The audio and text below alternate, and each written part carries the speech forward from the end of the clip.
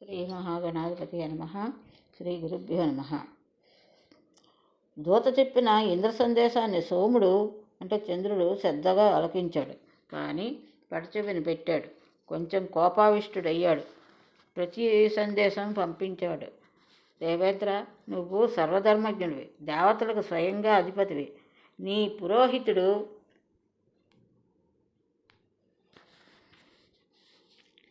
కూడా అంతటి వాడే.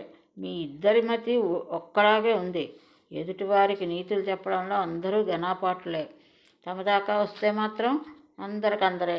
చెప్పింది చేసేవాడు కలికాలానికైనా కనపడ్డు. శతక్రతు భార్య స్మృతుడు రచించిన ధర్మశాస్త్రం ఒకటి ఉంది. ఒకసారి దాన్ని పరిశీలించు. నేను చేసిన పనిలో తప్పు ఏముంది? నన్ను కామించిన స్త్రీని నేను అనుభవిస్తున్నాను. పైగా బలవంతులకు ఏదైనా స్వకీయమే, దుర్బలులకు ఏదైనా స్వకీయం కాదు, కానేరదు. స్వీయ పరకీయ అంటూ గీతలు గీసుకోవడం బుద్ధిహీనులను పెట్టుకునే బట్టి భ్రమలు. తార పూర్తిగా నా పట్ల అనురక్త, అంతేకాదు గురుడి పట్ల అంతగానూ విరక్త. ధర్మం అను, న్యాయం అను, అనురక్త అను ఎలా విడిచిపెట్టమంటావు? రక్తి ఉన్న చోట కలయిక తప్పదు, విరక్తి ఉన్న చోట విడిపోక తప్పదు.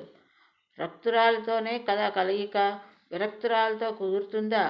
ఈ వరారోహను విడిచిపెట్టను, బృహస్పతికి అప్పగించను. సహస్రాక్ష, నువ్వే అధీశ్వరుడివి, నీ ఇష్టం, ఏది చేయాలంటే అది చెయ్యి. దూత, ఇంక నువ్వు వెళ్ళు, ఈ విషయం ఇలాగని చెప్పు.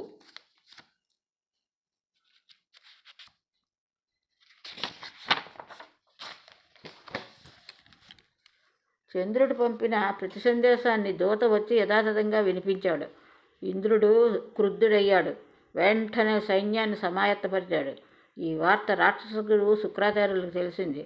అతడికి బృహస్పతిపై అనాదిగా ద్వేషం. చంద్రుడి దగ్గరకి పరిగెత్తాడు. ఎట్టి పరిస్థితుల్లోనూ తారను విడిచిపెట్టద్దు. ఒకవేళ యుద్ధమే వస్తే నా మంత్రశక్తితో నీకు సహాయపడతాను మద్దతు ప్రకటించాడు. విషయం శంకరుడికి తెలిసింది. చంద్రుడికి బాసటగా నిలుస్తానన్నాడు. కడపడికి అది దేవదానవ సంగ్రామంగా రూపుదాల్చింది. యుద్ధం ప్రారంభమైంది. తారకాసుర యుద్ధంలో సంవత్సరాలు సాగింది. బ్రహ్మదేవుడి పరిస్థితి గమనించాడు. ఇరుపక్షాల వారిని శాంతింపజేయాలనుకున్నాడు. హంసారూఢుడై ఆకాశ మార్గాన్ని వచ్చి రణస్థలిపై నిలిచాడు. చంద్ర, గురుపత్నిని విడిచిపెట్టు, లేదంటే విష్ణుమూర్తిని పిలిచి నిన్ను మసి చేస్తాను, క్షయింపచేస్తాను. శుక్రాచార్య, ఏమిటి అన్యాయం? సావాస దోషం సంక్రమించుంటుందే నీకు. బ్రహ్మదేవుడు గద్దింపు వినగానే శుక్రుడు పరుగున చంద్రుని సమీపించాడు. బాబు చంద్ర, తారను బృహస్పతికి అప్పగించేయమని మీ తండ్రి అత్రి అభిప్రాయం కూడాను. ఇప్పుడే నాకు కబురు పంపించాడు. అప్పగించేసాయి అన్నాడు. సరే అన్నాడు చంద్రుడు. అప్పటికే గర్భవతిగా ఉన్న తారను తీసుకువచ్చి బృహస్పతికి అప్పగించాడు. అతడు సంతోషంగా స్వీకరించి ఇంటికి తీసుకువెళ్ళాడు. యుద్ధం ముగిసింది. దేవదానవులు ఎవరిళ్ళకు వాళ్ళకి వెళ్ళిపోయారు. విరించి బ్రహ్మలోకానికి, శంకరుడి కైలాసానికి నిష్క్రమించారు. కాలం గడిచింది. నెలలు నిండాయి. ఒక మంచి రోజున, ఒక మంచి ముహూర్తాన తార ప్రసవించింది. చందమామ లాంటి మగబిడ్డ జన్మించాడు. బృహస్పతి సంబరపడ్డాడు. నిస్సంకోచంగా యథావిధిగా జాతకర్మలు జరిపించాడు. పుత్రుడు పుట్టాడని చంద్రుడికి తెలిసింది. దూతతో వర్తమానం పంపించాడు. బృహస్పతి, వీడు నీ కొడుకు కాదు, నాకు పుట్టినవాడు. జాతకర్మలను నువ్వెలా చేస్తావు? శాస్త్ర ప్రకారం నేను చెయ్యాలి. దూత చెప్పిన ఈ మాటలకు బృహస్పతి కనకనలాడాడు.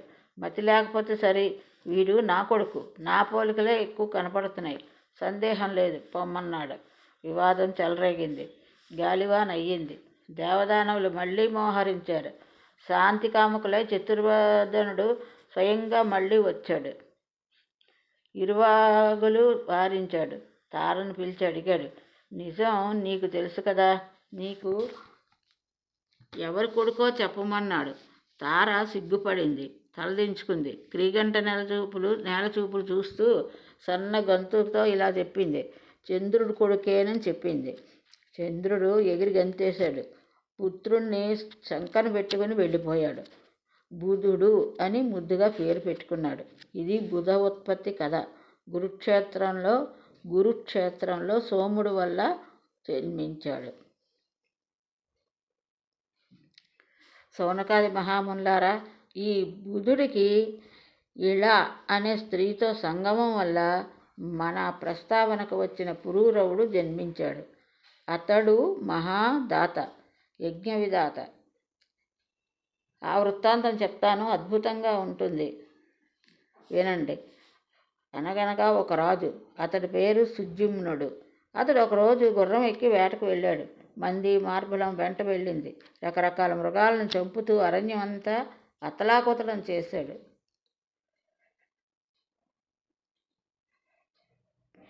బాగా అలసిపోయాడు. అంతలోకి ఆ మేరుపర్వత సమీపంలో ఒక అందమైన ఉద్యానవనం కనిపించింది.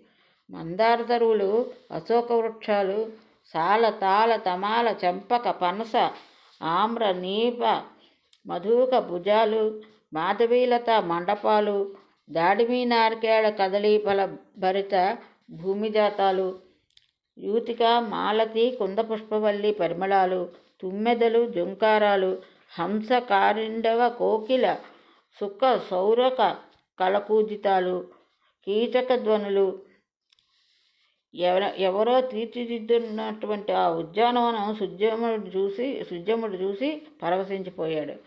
సేవకులతో సహా ప్రవేశించాడు. ప్రవేశించడమే తరవగా అందరూ ఆడవాళ్ళు అయిపోయారు. గుర్రం కూడా ఆడగుర్రం అయిపోయింది. ఇదేమిటి భగవంతుడా అని లబోదిబోమన్నాడు. ఆశ్చర్యపోయాడు. కారణం ఏమిటో ఎవరికీ తెలియలేదు. సుద్యుమ్నుడికి దుఃఖంతో పాటు సిగ్గు ముంచుకొచ్చింది. ఏం చేయను? ఇంటికి ఎలా వెళ్ళేది? రాజ్యం ఎలా పరిపాలించడం? ప్రజలు ఏమనుకుంటారు? ఎవరు నన్ను మోసగించినట్టు? ఇలా అన్నీ ప్రశ్నలే. దేనికి సమాధానం లేదు. మదనపడిపోయాడు.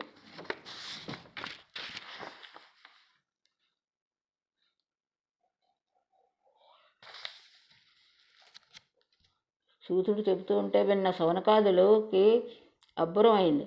అదేమిటి, పురుషులంతా స్త్రీగా మారిపోవడం, మగ్గోర్రం ఆడగోర్రం అయిపోవడం చాలా విచిత్రంగా ఉందే. సూత మహర్షి, ఇది ఉద్యాన మహత్యం అంటావా? అందులోకి ప్రవేశించి ఆ మహారాజులు అస్సలు ఏం చేశారు? వివరంగా చెప్పు మహానుభావ అన్నారు. మునిపొంగవులారా, మీ ఊహ నిజమే. అదంతా ఉద్యాన మహత్యం. అది చెబుతున్నాను తెలుసుకోండి. ఒకనాడు పరమేశ్వరుని దర్శించడానికి సనక సనందాది మహాములు ఆ ఉద్యానవనానికి వచ్చారు. వారి దివ్య తేజస్సుతో చీకట్లు పటాపంచలైపోయాయి. ఆ సమయంలో శంకరుడు పార్వతితో ఏకాంతంగా అనుభవిస్తున్నాడు. కామక్రీడాపరాయణులై ఉన్నారు. పార్వతి ఒంటి మీద నూలిపోగు లేదు. శివుడి ఒళ్ళో కూర్చుని పరవశిస్తోంది. సనక సనందాదులు చూసి సిగ్గుతో వణికిపోయింది. దిగ్గును లేచి చీరకు చుట్టుకుంది. వణుకు తగ్గలేదు. స్థాణువై నిలబడిపోయింది. ఋషులు పొరపాటును గ్రహించారు. వెంటనే నిష్క్రమించారు.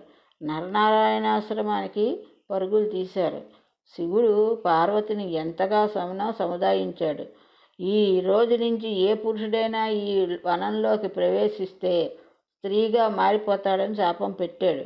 అప్పటి నుంచి తెలిసిన వాళ్ళు ఎవరో ఆ వనంలోకి వెళ్ళరు. సుద్యుమ్నుడు ఇది తెలియక వెళ్ళాడు. స్త్రీగా మారిపోయాడు. అనుచరుల గతి అంతే అయ్యింది. స్త్రీగా మారిపోయిన సుద్యుమ్నుడు ఆ వనం విడిచి యువతలకు వచ్చి అరణ్యంలోనే ఉండిపోయాడు. రాజ్యానికి వెళ్లేందుకు మనసు ఒప్పలేదు. ఇలా అనే పేరుతో అడవిలోనే అలా తిరుగుతున్నాడు. పరివారం చెలికత్తలై సేవలు చేస్తున్నారు. ఇలా ఉండగా ఒకరోజు సోముడు కొడుకైన బుధుడు యవ్వనవంతుడై ఆ అడవికి వేటకు వచ్చాడు. ఇళను చూశాడు. కన్ను చెదిరింది. మోహితుడయ్యాడు. హావభావాలు ఆకర్షించాయి. ఇళ కూడా అలాగే స్పందించింది. బుధుడిని పతిగా భరించింది. గాంధర్వరీతి వివాహం చేసుకున్నారు బుధుడు ఇళ. పుత్రుడు కలిగాడు. బాలికి పురూరవుడు అని నామకరణం చేశాడు. ఇళకు సుద్యుమ్నుడికి మళ్ళీ దుఃఖం ముంచుకొచ్చింది. ఏమిటి, నా బతుకు ఇలా అయిపోయింది అని అనిపించింది. తన కులగురువైనటువంటి వశిష్ఠుడిని స్మరించింది. ఆయన వచ్చాడు. దుర్దశకు జాలిపడ్డాడు. శంకరుని ప్రార్థించాడు. సుద్యుమ్నుడు స్త్రీత్వాన్ని తొలగించమని అభ్యర్థించాడు. పూర్వం తాను పెట్టిన శాపానికి భంగం కలగకుండా మధ్య మార్గంగా శివుడు వరం ప్రసాదించాడు. ఈ సుద్యుమ్నుడు ఇక నుంచి ఒక నెల పురుషుడిగా ఒక నెల స్త్రీగా ఉంటాడన్నమాట. ఈ మాత్రానికే సంబరపడ్డ సుద్యుమ్నుడు పురుషుడిగా మారి రాజ్యానికి వెళ్ళాడు. వశిష్ఠుడి అనుగ్రహంతో పరిపాలన సాగిస్తున్నాడు. స్త్రీ రూపాన్ని పొందిన నెల్లాళ్ళు రాజమందిరం విడిచి బయటకు రావటం లేదు. పురుష రూపం నెల్లాళ్ళు పరిపాలన చేస్తున్నాడు. నెలపాటు దర్శనం, నెలపాటు అదర్శనం. ప్రజలకు ఇది నచ్చలేదు. అయినా కాలం గడుస్తోంది. అది ఆగదు కదా. పురూరవుడు యవ్వనంలోకి అడుగుపెట్టాడు. వెంటనే ఇలా అంటే సుద్యుమ్నుడు రాజ్యం అతడికి అప్పగించేసి అడవులకు వెళ్ళిపోయాడు. నారదుడు ప్రవేశించిన నవాక్షర దేవి మంత్రాన్ని జపిస్తూ తీవ్రంగా తపస్సు చేశాడు. భవసాగర తారిణి శివాదేవి అనుగ్రహం కలిగింది. సగుణాకారంలో సింహారూఢమై ప్రత్యక్షమయ్యింది. వారుణీపానమాత్తంగా ఘూర్చమాన నయనాలతో దివ్య రూపంతో భైద మనోహరంగా ఉంది. సింహారూఢ స్థితావచాగ్రే దివ్యరూప మనోరమ వారుణీపాన సమ్మత్త మదఘూర్ణిత లోచన దివ్యం చతే భగవతి ప్రదితం స్వరూపం దృష్టం మయా సకలలోక హితానురూపం వందే తద్దంగ్రికమలం సురసంగసేవ్యం కామప్రదం జననీ చాపి విముక్తిదం. ఇలా దేవిస్తు చేసింది. జగన్మాత త్రిమూర్తులు, దిక్పాలకులు, దేవతలు, మహర్షులు, మునీశ్వరులే నిన్ను తెలుసుకోలేక మోహ విభ్రాంతిలో పడిపోతుంటే ఇక మానవ మాత్రం చెప్పాలా? సృష్టిలో కనిపించే ఐశ్వర్యం అంతా నువ్వే. లక్ష్మీదేవిగా విష్ణుమూర్తికి సాత్విక రూపం మాత్రమే తెలుసు. సరస్వతీదేవిగా బ్రహ్మకు నీ రాజసం మాత్రమే తెలుసు. పార్వతీదేవికి శివుడికి నీ తామస రూపం మాత్రమే తెలుసు. కానీ నిర్గుణతత్వం ఎవరికి తెలుసు?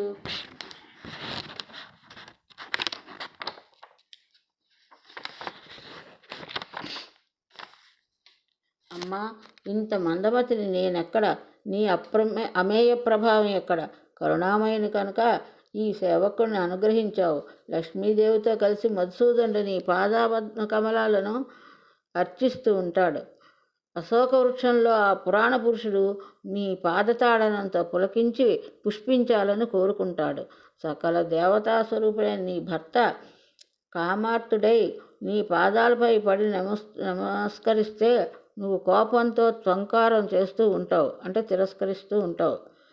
నువ్వు అని ఏకవచనంగా మాట్లాడుతుంటావని కానీ నువ్వు ఎప్పుడు మేఘంలో మెరుపులా ఆ నీలమేఘశ్యాముని వక్షస్థలం మీద కాపురం ఉంటావు. అది నీకు విశాలమైన పర్యంకం. ఇందులో వింతేముంది? జగదీశ్వరుడే కదా నీకు వాహనమయ్యే. నువ్వు కనుక కోపించి మధువైరిని పరిత్యజిస్తే ఆ శక్తిహీనుడికి నమస్కారం పెట్టేవాళ్ళు ఎవరూ ఉండరు. లక్ష్మి వైదొలిగితే ఏ పురుషుడి పనైనా అంతే కదా. లోకంలో చూడటం లేదు, స్వజనమే విడిచిపెట్టేస్తారు. నిజానికి ఆ బ్రహ్మాదులు పురుషులు కారు, నీ పాదాలకు నమస్కరించే యువతులు. నువ్వే వాళ్ళను మగవాళ్ళంగా చేసావు. నువ్వు అనంత శక్తివి. ఏమని వర్ణించను, ఎలా వర్ణించను? నువ్వు పురుషుడివా, స్త్రీవా, సగుణవా, నిర్గుణవా, ఏమైనా కానీ నేను మాత్రం నిరంతరము నీ పట్ల భక్తినే కోరుకుంటున్నాను, శరణు వేడుకుంటున్నాను. ఈ స్తోత్రానికి జగదంబ సంతుష్టి అయ్యింది. సుద్యుమ్నుడైన ఇలకు సాయుధ్యం అనుగ్రహించింది. మునీశ్వరులకు కూడా దుర్లభమైన ఆ సుస్థిర పరమపదాన్ని ప్రసాదించింది. సౌనకాది మహాములారా, సుద్యుమ్నుడైన ఇల దివంగతుడయ్యాక పురూరవుడు ప్రజానురంజకంగా రాజ్యం చేశాడు. అతడు అందగాడే కాదు, మంచి గుణవంతుడు కూడా. సర్వధర్మాలు తెలిసి అందరూ మెచ్చుకునేటట్టుగా ప్రతిష్టానం రాజధానిగా పరిపాలన సాగించాడు. అతడి మంత్రశక్తి, ప్రభుశక్తి, ఉత్సాహశక్తి అమోహం. ఉత్తమోత్తమైన చతురపాయాలు అతడికి ఆధీనాలు. వర్ణాశ్రమ ధర్మాలను కాపాడుతూ భూరి దక్షిణతో యజ్ఞాలు చేస్తూ అర్ధులను సంతృప్తిపరుస్తూ సమర్థుడైన పాలకుడుగా పరాక్రమశాలిగా ముల్లోకాలకు ప్రసిద్ధిగాంచాడు పురూరవుడు. ఇతగాడి విశేషాలు ఆ నోట ఈ నోట ఊర్వశికి తెలిసాయి. మనసు ముచ్చటపడింది. బ్రహ్మదేవుని శాపం కారణంగా భూలోకానికి వచ్చి నివసిస్తున్న ఆ ఊర్వశి పురూరవుణ్ణి వరించింది. అతడు ఆమె రూప యవ్వనాల సౌందర్యాలకు ముచ్చటపడిపోయాడు. పరస్పరం ముచ్చటించుకున్నారు. ఊర్వశి 3 నియమాలు పురూరవుడికి పెట్టింది. 1. నేను నెయ్యి మాత్రమే భక్షిస్తాను, అది తప్ప మరొకటి నాకు పెట్టకూడదు. 2. సంభోగ సమయంలో తప్ప నువ్వు నాకెప్పుడు దిగంబరంగా కనబడకూడదు. 3. నాకు 2 పెంపుడు పొట్టేలు పిల్లలు ఉన్నాయి, వాటిని నువ్వు సంరక్షించాలి, అవి నా ప్రాణం, మాట ఇమ్మంది. తప్పావో నేను వెళ్ళిపోతున్నానన్నమాటే అంది. పురూరవుడు అంగీకరించాడు. పురూరవుడు తన రాజధర్మ యజ్ఞకర్మలను అన్నింటినీ వదిలేశాడు. పూర్తిగా ఊర్వశి వివసుడైపోయాడు. ఈ సృష్టిలో ఊర్వశి తప్ప అతడికి మరింకేమీ లేదు. ఆమెను విడిచి క్షణమైనా ఉండలేకపోతున్నాడు. సంవత్సరాలు, నెలల రోజులు, పూటలు గంటలు, గంటలు నిమిషాలు, నిమిషాలు క్షణాలుగా గడిచిపోతున్నాయి. ఉన్నట్టుండి ఒక రోజున దేవేంద్రుడికి ఊర్వశి జ్ఞాపకం వచ్చింది. ఆమె లేని స్వర్గం బోసిపోయినట్టు అనిపించింది. గంధర్వులను పిలిపించి పురమాయించాడు. వెళ్ళి గొర్రెపిల్లలను పట్టుకుని వచ్చేయండి అని. పురూరవుడు మాట తప్పినవాడు అవుతాడు కనుక ఊర్వశి వదిలేసి వచ్చేస్తుంది, త్వరగా వెళ్ళిరండి అని పంపించాడు. బాగా చీకటి పడ్డాక గంధర్వులు అలాగే వెళ్ళి గొర్రెపిల్లలను దొంగలిస్తూ ఉంటే అవి కుయ్యమన్నాయి. వాటి అరుపులు ఊర్వశి పురూరవులకు వినిపించాయి. తన రక్తం పంచుకు పుట్టిన పసికందుల ఆక్రనందంలా వినిపించింది ఊర్వశికి. ఉలిక్కి పడింది. రాజా, అదిగో నా గొర్రెపిల్లలను ఎవరో అపహరించుకుపోతున్నారు. అవి నాకు ప్రాణ సమానమని, కన్న బిడ్డల కంటే ఎక్కువ అని చెప్పాను కదా, నువ్వే సంరక్షించాలని అన్నానా? వెళ్ళు, వాటిని కాపాడు. ఆడదానిలాగా ఇంకా ఇలా చూస్తూ ఉన్నావేమిటి? మగాడివేనాను? అయ్యో, నా రాత, నపుంసకుడు దొరికాడు నాకు అంటూ దుయ్యబట్టింది, విలపించింది. పురూరవుడు ఉన్న పళాన అలా నగ్నంగానే ఆ కారు చీకట్లో బయలుదేరాడు. వెంటనే గంధర్వులు 2 మెరుపులు మెరిశారు. అతడు నగ్నంగా కనిపించాడు. ఊర్వశి చూసింది. గంధర్వులు ఆ గొర్రె పిల్లల్ని అల్లంత దూరాన్ని వదిలి వెళ్ళిపోయారు. పురూరవుడు వాటిని తీసుకుని శయనమందిరానికి తిరిగి వచ్చాడు. ఊర్వశి లేదు. సమయభంగం అయ్యింది కనుక వెళ్ళిపోయింది. పురూరవుడు ఎంతగానో విలపించాడు. అంతటా అన్వేషించాడు. కామమోహితుడై దేశాలు తిరిగాడు. భూగోళం గాలించాడు. ఎట్టకేలకు కురుక్షేత్రంలో ఊర్వశి కనిపించింది. ముఖం విప్పారింది. కన్నులు మెరిశాయి. ప్రియా, ప్రియా, ఆగు, ఆగు. నన్ను విడిచిపోవడం దారుణం. ఏం అపరాధం చేశావని తనువు మనస్సు అన్నీ నీకే, నీ ఒక్కతికే సమర్పించాను. నీకే దాసుడిగా మెలిగానే. ఇంత దూరం తీసుకువచ్చావు. ఇటు చూడు, దయచేసి అనుగ్రహించు. నువ్వు కాదంటే ఈ శరీరాన్ని ఇక్కడే వదిలేస్తాను. కాకులు కుక్కలు పొడుచుకు తింటే తిన్నే. మతి చెలించిన వాళ్ళ పురూరవుడు విలపిస్తున్నాడు. దయనీయంగా రోధిస్తున్నాడు. ఊర్వశి వెందిరిగి చూసింది. బాగా అలసిపోయాడు, నీరసంగా ఉన్నాడు. నృపశార్దులా, ఎంత అమాయకుడివయ్యా! లోకజ్ఞానం బొత్తిగా లేదనుకుంటాను. ఏమైపోయాయి నీ తెలివితేటలన్నీ? స్త్రీలకు ఎవరితోనైనా నిజమైన సఖ్యం ఉంటుందా? తోడేళ్ళు దొంగలు. నీలాంటి ప్రభువులు మాలాంటి స్త్రీలను మరీ ఇంతగా విశ్వసించకూడదు. వెళ్ళు, ఇంటికి వెళ్ళు. హాయిగా రాజ్యం ఏలుకో, సుఖాలను అనుభవించు. నీ విషాదం ఇప్పుడే వదిలేయి.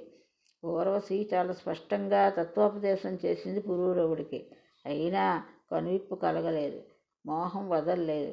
ఒక స్వైరిని అంటే స్వేచ్ఛగా తిరిగేదానిలాగా స్నేహాన్ని నిజమని నమ్మి దుఃఖం కొని తెచ్చుకొని అలాగే విలిపిస్తున్నాడు. మహామునులారా, ఇది ఊర్వశి పురూరవుల గాథ. వేదంలో మరింత విపులంగా ఉంది. నేను సంక్షిప్తంగా చెప్పాను. తన సమీపానికి వచ్చినటువంటి ఘృతాచిని చూసి వ్యాసుడు ఈ ఊర్వశి కథను తలుచుకున్నాడు. ఏం చెయ్యాలో తోచలేదు. ఈ అప్సరసకు లొంగకూడదని మాత్రం వ్యాసుడు నిర్ణయించుకున్నాడు. ఘృతాచి కూడా ఇంకొంచెం చనువు తీసుకోవడానికి జంకింది. శపిస్తాడేమో అని భయపడింది.